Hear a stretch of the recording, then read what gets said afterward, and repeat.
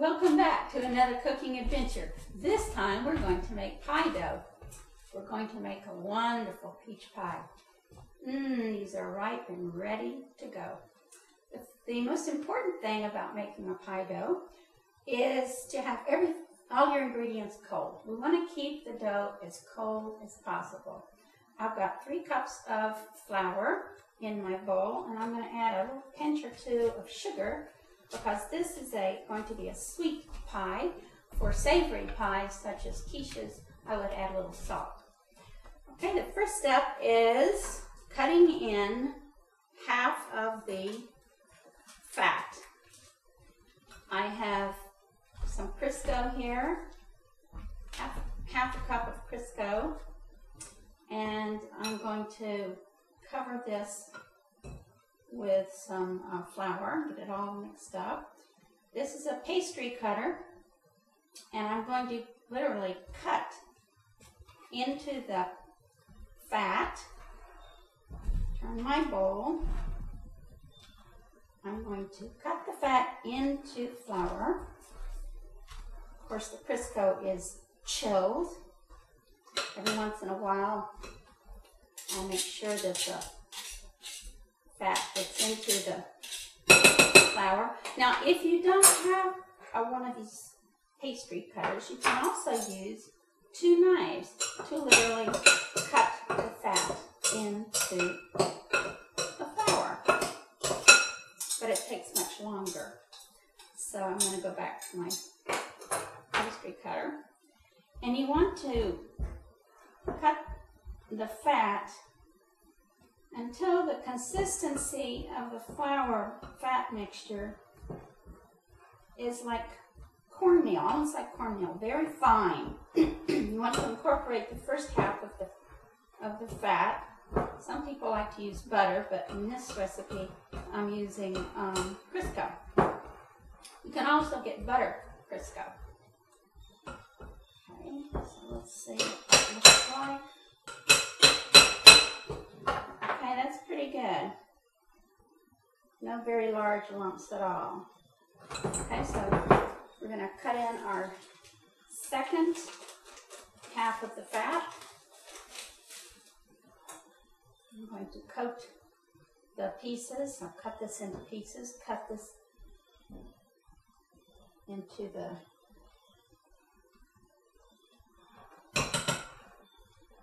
flour. And we don't want to completely cut the fat into the flour. We want to cut it until it's about pea size. The fat is about pea size, and that will make a nice flaky pie dough. Now, 3 cups of flour is for a double crust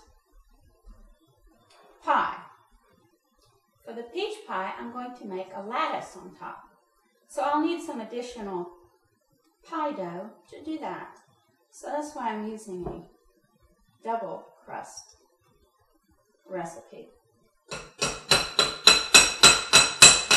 me take a look at the consistency here. Make sure that all of the flour has some of the fat incorporated in it. I can see some larger lumps of the fat, which is fine. I just don't want to see any huge lumps. Okay, so this, you can see some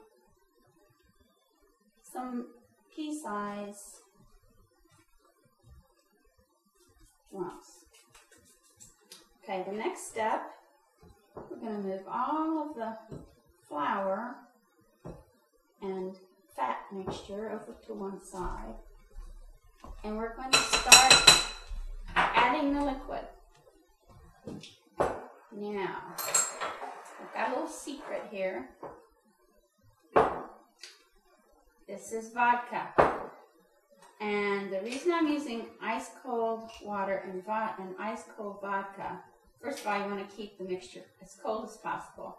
Secondly, the vodka will evaporate in the oven, leaving a tenderer, crispier flakier crust.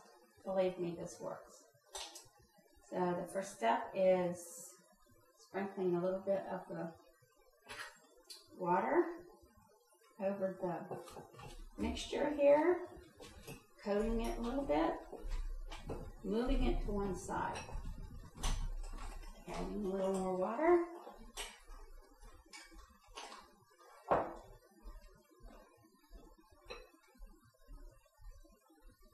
mixing it in.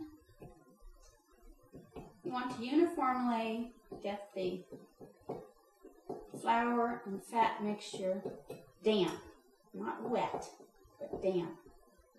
I'm going to add a little vodka now.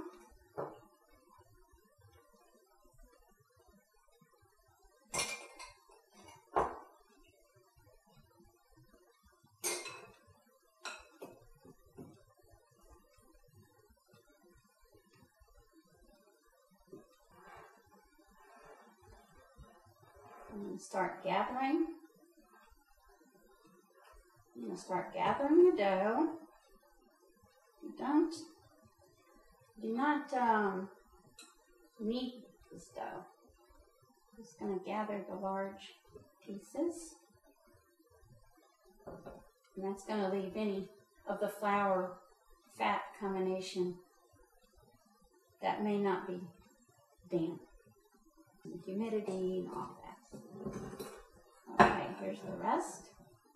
Let's put it all together.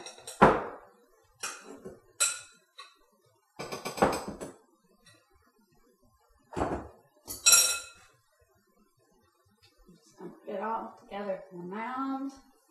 Mound it up. I'm not going to knead it. Mound it up. Just the right consistency.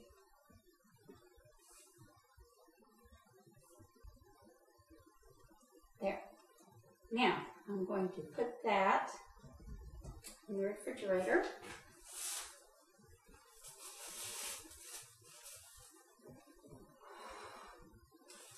There's some cling wrap.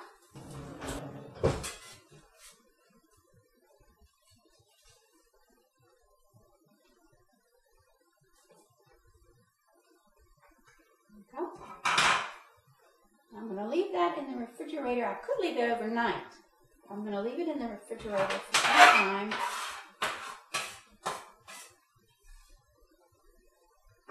So that all the bits come evenly